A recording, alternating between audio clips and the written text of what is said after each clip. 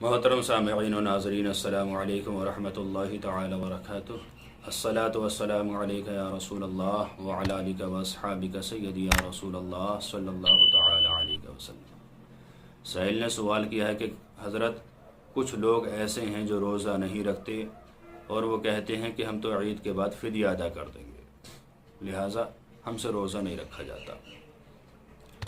دیکھیے حضرات، ہر کس و ناکس کے لیے یہ حکم نہیں ہے، ہر انسان کے لیے یہ حکم نہیں ہے کہ فدیہ دے کر کام چل جائے گا۔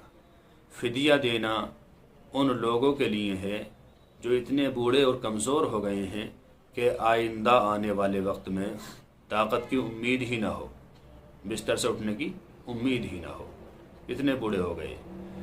ایسے انسان کے لیے جو روزہ نہ رکھ سکے تو وہ روزے کا فدیہ ادا کر سکتا ہے، اس پر کوئی گناہ نہیں ہوگا۔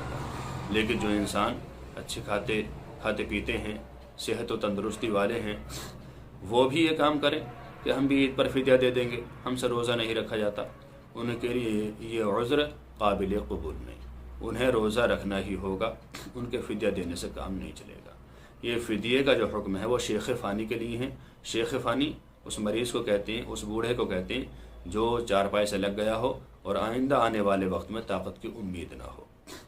تو آپ حضرات اس بات کا خاص خیال رکھیں کہ جب بھی رمضان شریف آئیں فوراً تیاری کریں کہ اس کے روزے رکھے جائیں۔